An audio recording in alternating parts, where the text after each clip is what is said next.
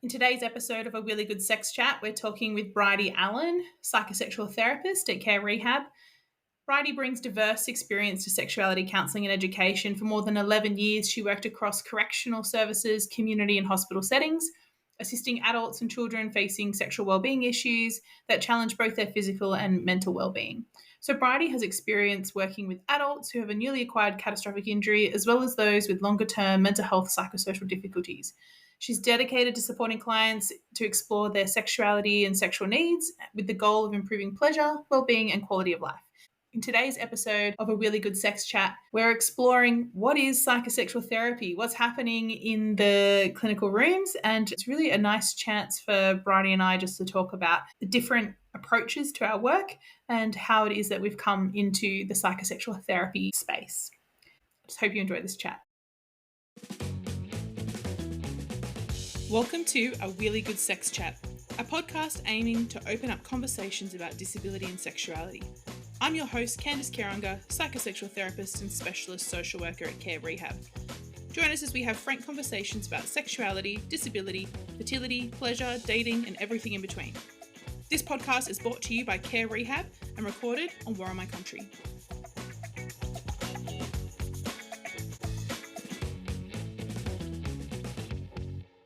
Today on A Really Good Sex Chat, we're going to talk with Bridie Allan, psychosexual therapist here at Care Rehab. Hello, Bridie. Nice to have you with us. Hello. Nice to be here. Bridie's in Queensland. I'm in New South Wales. This is how we make our life work every day online.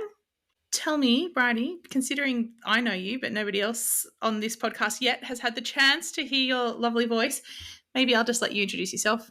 Oh, I love this part. I am a psychosexual therapist, as Candice said, with Care Rehab.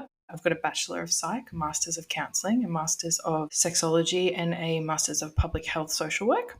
I've been working with mental health and sexuality even in the periphery for the last 13 years. So it's been a long journey, kind of, for a young person-ish. You are young. You keep me young too, Bridie, so it's fine. People say to me, how old's Bridie? And I'm like, just the right generation to keep me on my toes. That's what she is. Just that nice space where I can understand the cool people young speak, but should never use it in a social setting.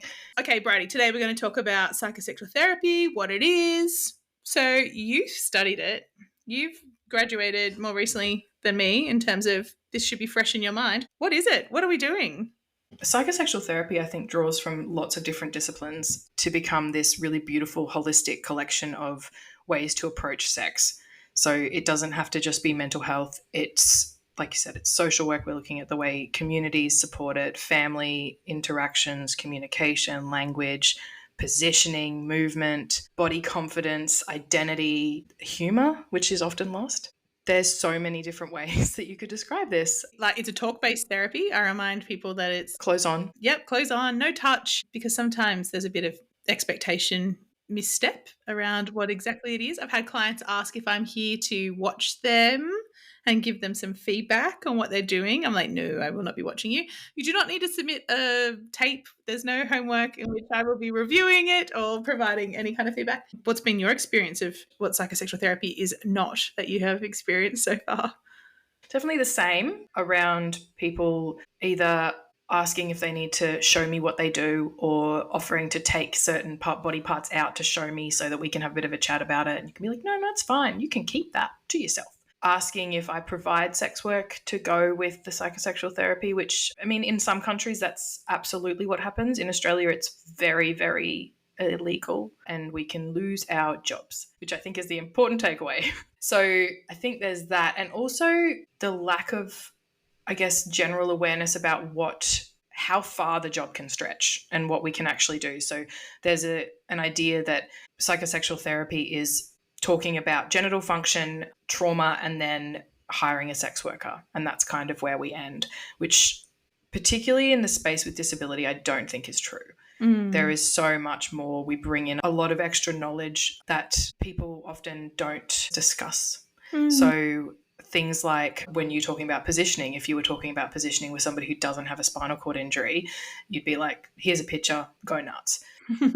But it might be a case of someone with a spinal cord injury, we get their OT involved or their physio and say, this is what you want to try, let's double check that it works, clothes on, everyone's safe and comfy, and then afterwards you can go and do this with your partner and practice that communication and boundary setting language while it's happening, so that they feel as though they've got that language there when they find themselves with a partner at any point, being able to say, this is what I want to do, this is what I can't do, this is what I like doing, this is what you need to do, this is how you contribute, and to do that with a sense of confidence and empowerment, which I don't think people think is part of our job, but absolutely is. It is, yeah, definitely. I kind of look at it too, like sometimes the sex issue is like the tip of the iceberg. You know, there could be a whole bunch of other adjustment, grief, loss, identity, just navigating everything that has been turned upside down. And sex might be the thing that people are willing to talk about. And so if that's where we start, that's where we start. But, you know, I've got clients that I've worked with now for years that it started as a sex issue, and now it's also around identity and what they're doing with themselves and employment and even contribution to, you know, meaning and purpose, and sort of really finding themselves and that broader adjustment stuff.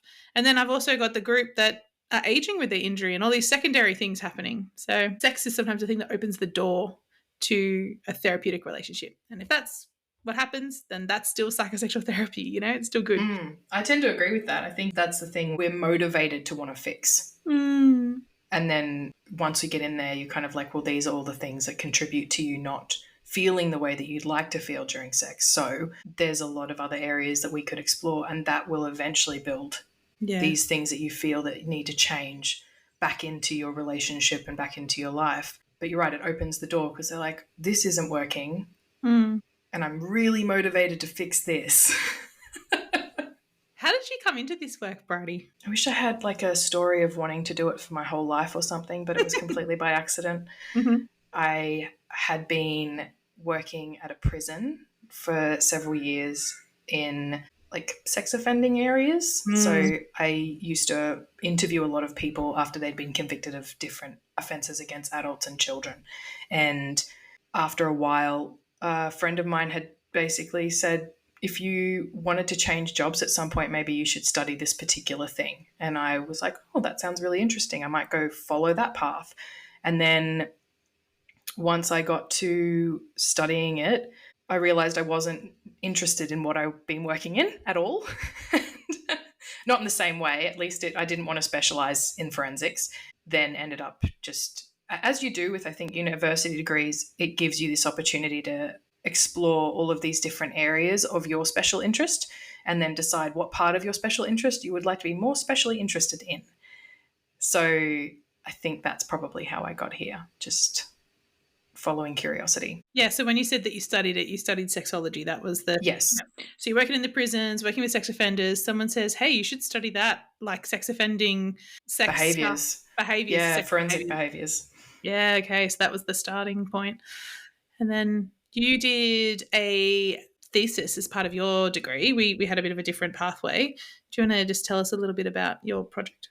Oh, yeah, sure. I was working at a suicide hotline for a couple of years, which was lovely. Really great place to work. There's no sarcasm there. I think people can't see my expression, but there's no sarcasm. It was a beautiful job. I'm very lucky to have worked there. So I was doing that for several years, and there was so many people who called up with suicidal ideation around sexual content. So I was finding that it was interesting to watch my colleagues around me and how they responded to the calls that they received. So I did my thesis on the comfort and confidence of mental health clinicians in suicide hotlines in Australia receiving sexual content over the phone with people that because as we know with suicide hotlines, or maybe not everyone knows, but it's very anonymous. Like you don't have an idea of that person's real name, their location, whether or not they're safe, the environment that they're currently in, who else it might be affected by the things that are happening. That information needs to be really teased out if you want to get a hold of it. So my thesis was on the things that people hear. You know, all this time I thought it was like people calling the hotline being like, ooh, baby, talk dirty to me. Like as in the workers were being like sexually harassed from... Yeah, part of it was. Oh, okay. So there's no... Yeah, so there's like they haven't done a lot of research on the sexual content in calls. Like initially the actual subject was what sexual content are you receiving? So it was like abortion needs, incest, bestiality, sexual assault, sexual abuse, relationship issues, domestic violence, remembering that like suicide hotlines in Australia service people from the age of like 8. They service all ages, all ethnicities, all groups. So part of these were also kids calling up and making these comments and disclosing these things. And what I was also finding when I did that research was that there was quite a lot of people who were receiving very sexualized calls directed at female clinicians more often than not. Yeah. Okay. And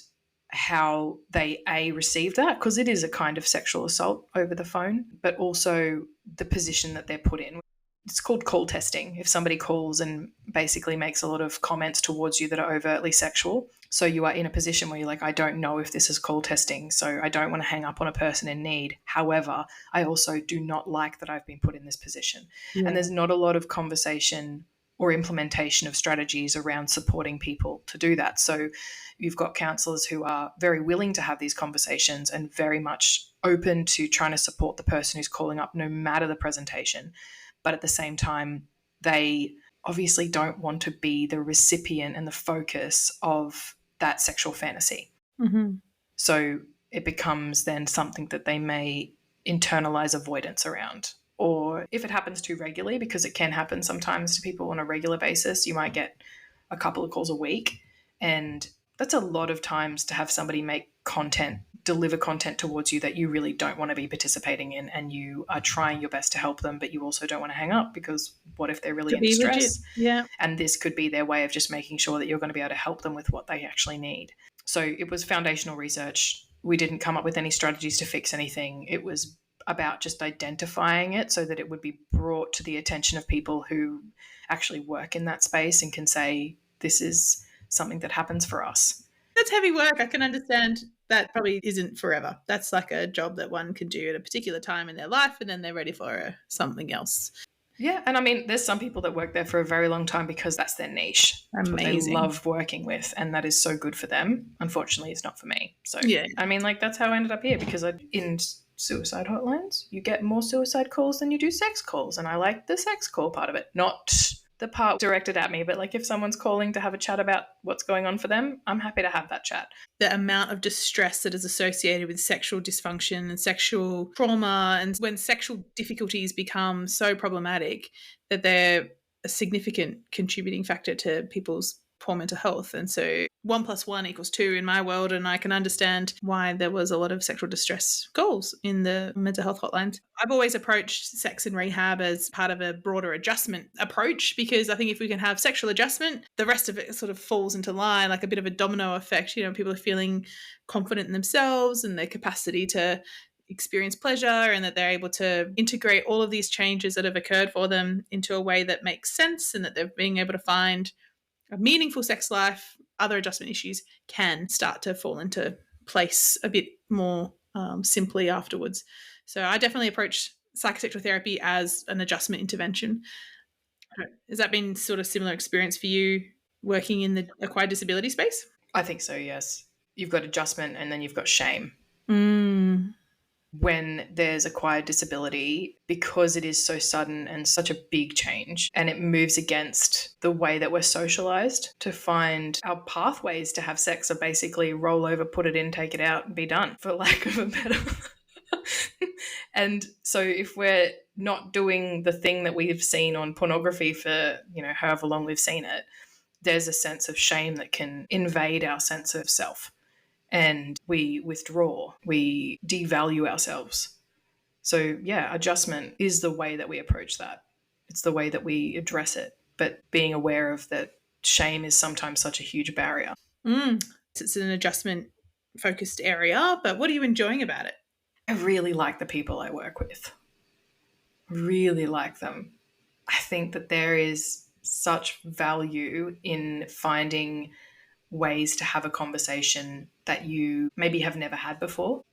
I enjoy having those conversations and seeing the changes, I think, in people getting to talk about something that they have just pushed down and bringing it up. We bring it up, we have a nice chat in a safe space. Sometimes there's a little bit of a joke, I don't know, depending the person. And we dispel a bit of that shame, that discomfort. We address that body image issue. We'll pull apart their understanding of the world around them and how it's impacting them. and then let out a breath. Mm. And then we put it back away for a little bit. And it's really Privilege, huh? nice. It's a privilege to be able to do It's a this. privilege. It's a privilege to be able to sit with that. I think for many of our clients, we sometimes can be the first person that they've talked to so openly and honestly and explicitly about something that's maybe been distressing them for a while. It's interesting when people do that as well, when they first disclose, and it's usually followed by an apology. Like, you don't need to hear this.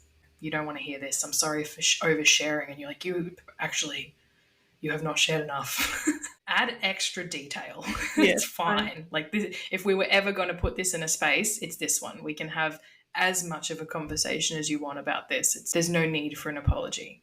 Because I think that's the first thought, socially speaking, we don't do that. We don't discuss those things because it's inappropriate. It's not dinner table conversation. It's like, well, maybe we need to change the dinner table.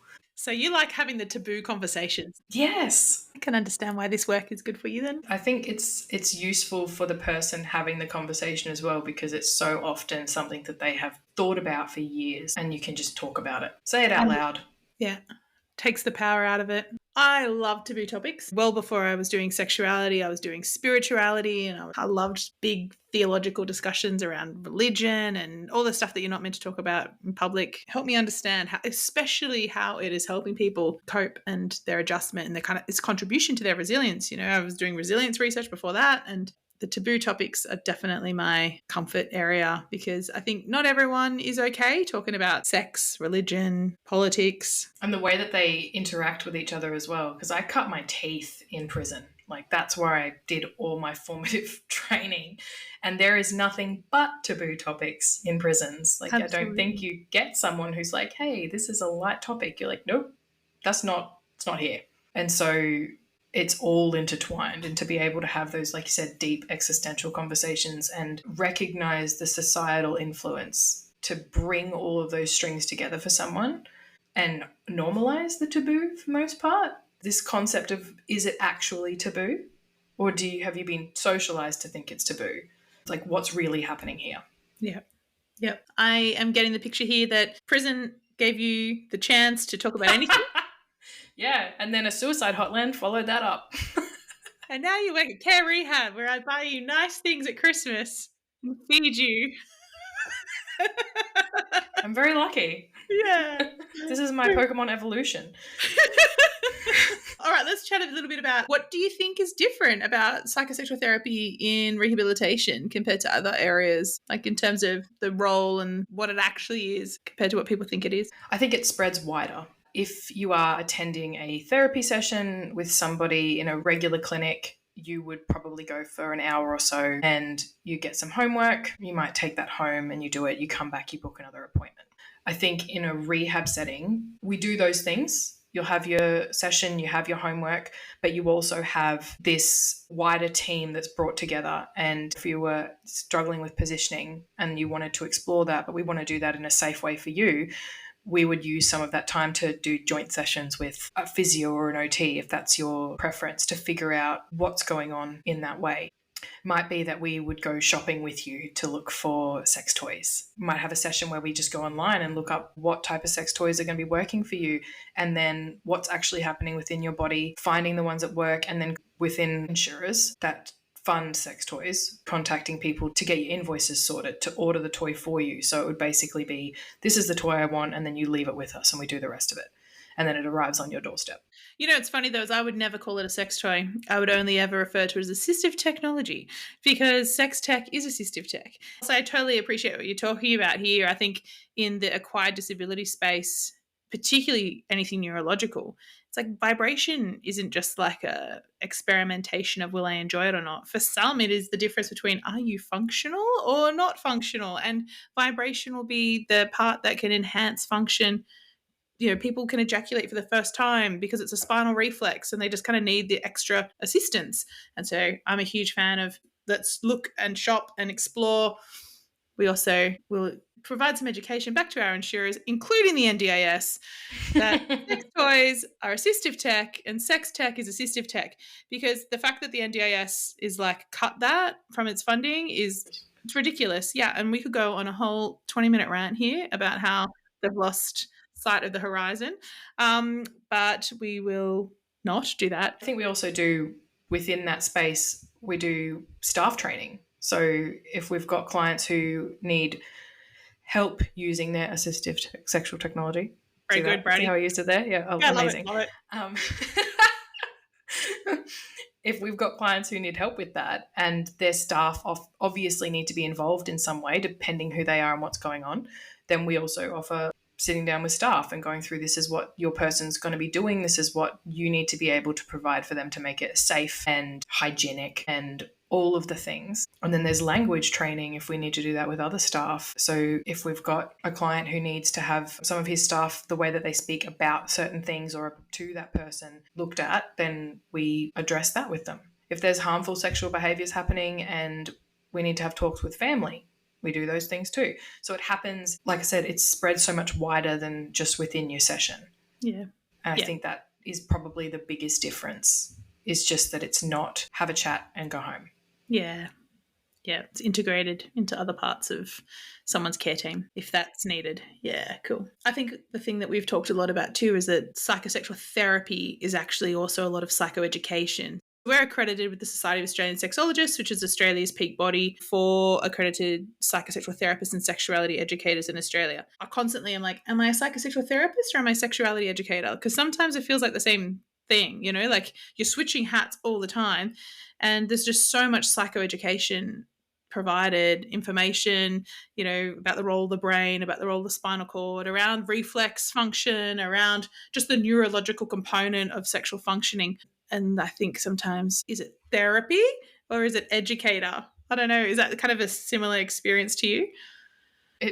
Similar. I guess you end up having conversations where someone will be like, this is what's happening for me, and you'll be like, I'm going to interrupt you for just a moment. Yeah. Because this is what we know about stress, or this is what we know about focus, or this is what we know about like the orgasm pattern, or this is what we know about the spinal cord or the brain, or, you know, what your medication can do or doesn't do. And you end up having that brief interaction around, I want to change some of your knowledge or increase some of your knowledge. And then I want you to take that information and stew in it for a hot minute. And then we talk about it again. But now you have this information with you. So I think it's definitely a mix between the psychoed and therapeutic psychosexual conversations.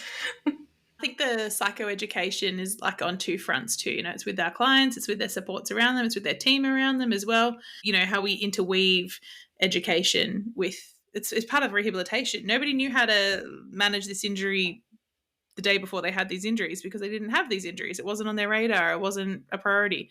And now, like every aspect of their rehab, they're learning new things. And that includes learning new things about sexual functioning, sexual well-being. And so that's part of, I think, the rehab model is just lots and lots of education and adult learning principles. People learn when they are ready to learn and when they're motivated to learn. And so at whatever time point that someone is ready to explore sex after their injury, psychosexual therapy adds to their overall rehabilitation by just kind of a bit more focused on the sexuality side of things. That includes education, exercises, the right exercises with the right intensity, all other parts of rehabilitation. Stress management. Yeah. Breathing. Understanding neuroplasticity and sort of like the role of neuroplasticity and how we change the brain and how stimuli can change the perceptions of things as well. So it's a busy job. I like it though. Same. Wouldn't be here otherwise. I'm not very good at doing things I don't like. Oh, Bridie. So if people wanted to work with you, what's the experience of working with Bridie like? You'd have to ask someone else that. My key values when it comes to providing therapy are transparency and honesty. So when it comes to why I might ask a question, I'll always explain why that's a path we might look at going down, or when we're having a chat about something. Typically, I think in first sessions, I will be like, I'm going to be honest with you. This is a space where you can do that. And you can bring that back. So we start communication role modeling pretty early on. I also love a bit of humor. So some people, we have a lot of fun, even though it's not great content and there's a lot of things happening for that person. I think humor is one of the really beautiful parts of communication that can allow honesty but decrease the stress and pressure of what the conversation can mean. I had this conversation the other day with Michelle, who's in the previous episode, who's also a psychosexual therapist, saying it's really bringing the fun back in, right? And for many people, we think this topic is so serious, and it's actually meant to be playful. And if we can find the fun and playful side, even in therapy, then that alone can be healing, like from a therapeutic point of view. Exactly. I think sometimes I set homework for people and they'll come back and they'll be like, it was so awkward. I'm like, but did you laugh? Yeah. Like, did you do it? And you were like laughing with your partner about how uncomfortable and weird it was? Because that's part of the fun of it. Being like, I can't believe I'm doing this with you. Adult play. Yeah. It's adult play. Yeah. Like, there's this concept of when we're younger, we run towards the playground, we don't mind getting hurt, and we just jump on everything and we try everything. And then as we get older, the playground becomes something that we don't often visit as much. And there's a level of seriousness and expectation and identity that we apply to it. We can't be seen doing certain things, and we can't try that, or we didn't do it very well that time, so we don't want to use that again. And we end up not having the joy and that sense of complete abandon and just fun that we had when we were younger, or when we did something without worrying how it made us look. Pure bliss of indulging in it. Yeah. Nice. All right, Bridie, let's change topic just for a sec here. So one of the things that does come up a little bit for us, and we work in a country where sex work's decriminalised and it's a part of the work that we do. Some of our clients will want to see a sex worker, and I know that you have recently had a few clients where you've helped support that. What's your approach? How do you help? What's the type of work that you're doing with our clients well before they're thinking about booking an appointment that would kind of help with readiness for those types of appointments? I think it depends on the person. Typically, if they've identified that they want to see a sex worker to start with, that becomes one of the goals. And we would figure out exactly what they need, individual to them, to help that happen. We don't just run in and book an appointment. So for some people, that may be figuring out how you're going to communicate. How do we talk to somebody? How do we express our needs? So you might figure out what's going on with your body, where things feel good, where they don't feel good, what the positioning is that you need, what the environmental factors are. Maybe you've got some sensation issues, maybe you've got some sensory issues, maybe you have some privacy issues at home. Figuring out what that environment needs to look like for you, comparing it to what already happens for you. So where are your stress points now with like masturbation, and what contributes to those stress points?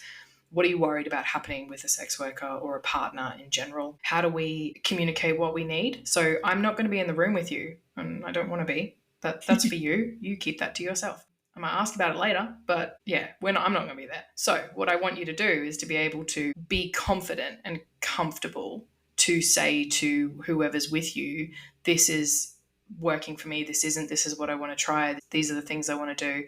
We might identify what you actually want to do with that person. What are the sex acts you'd like to see happen? And typically kind of rein it in so that it's not everything on the menu. We might need to pick a few things that you start with, figuring out if it's going to be overwhelming, if it's provoking any particular anxiety response.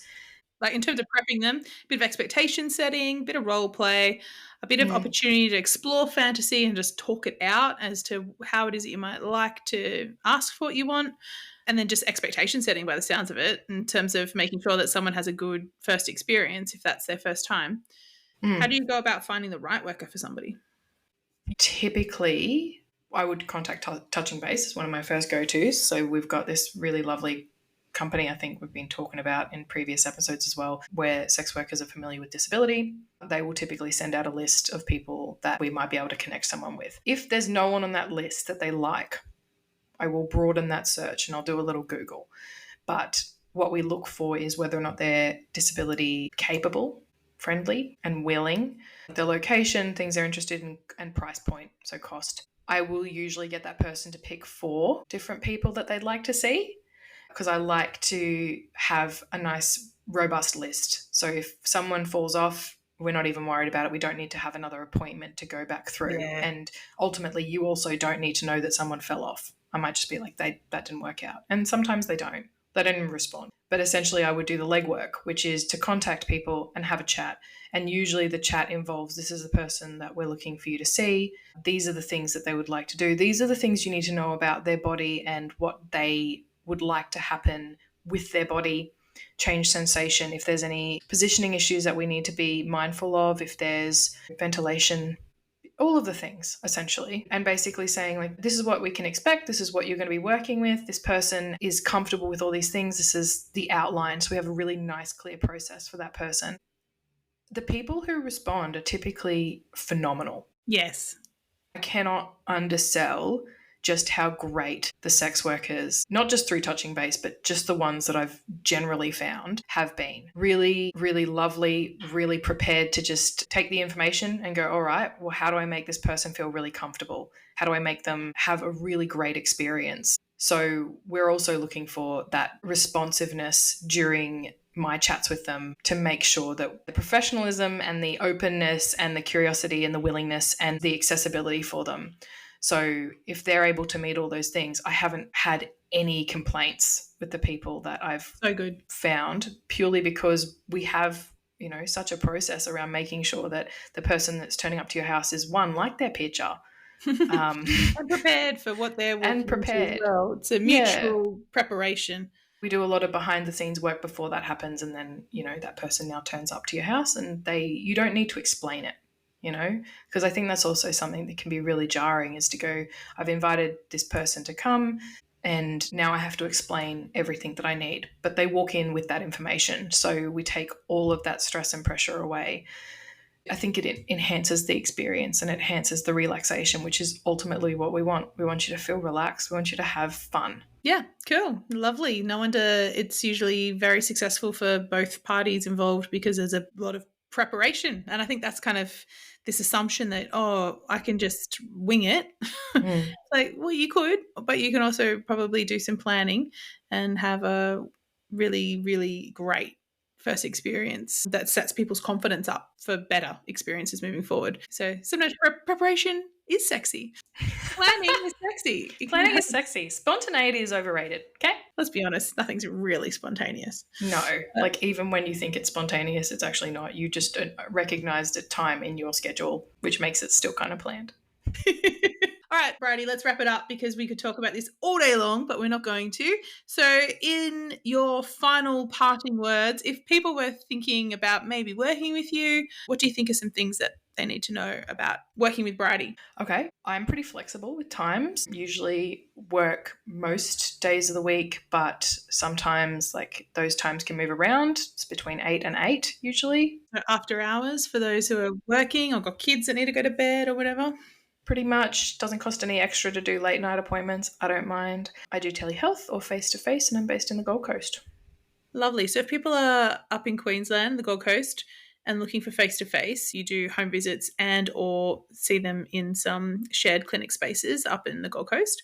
Do you have a preference for face-to-face or online? Not really. I think both are great. Big fan. I think telehealth, first of all, is just a wonderful medium. So you can basically roll out of bed if you need to and sit in front of your computer, have a session with me, and then not have to drive anywhere, not have to be transported. You can just go back to whatever your day held, which is just so much less stress for a lot of people. And I'm a big fan of that. A much more accessible service too, wherever you are in the world, you can tap into psychosexual therapy. I think it also alleviates people's fear that you're going to touch them. Yeah, we're clothes on. We're no touching. And it's telehealth really brings that home. So if you're going to take anything from this, psychosexual therapy in Australia is clothes on and no touching. It's a good take home. Let's leave it there then. Thanks for coming to a really good sex chat, Bridie. It was good to talk to you today about what is psychosexual therapy, what's involved in the session, how it is that we can get in touch. And we've sort of just lightly touched on a number of different interventions that we offer our clients. And it's been a pleasure having a chat today. Thanks for having me. This has been delightful. Huge thanks to Bridie Allan for today's conversation around what is psychosexual therapy, what's happening in the therapy room. And if you liked this episode, please consider liking it on Spotify, sharing it with a friend. Maybe you've been thinking about participating in psychosexual therapy and now that maybe answered some of your questions. If you'd like to work with Bridie or any of our team at Care Rehab, please head to carerehab.com.au to read the clinical profiles of all of our staff. Thank you, and until next time.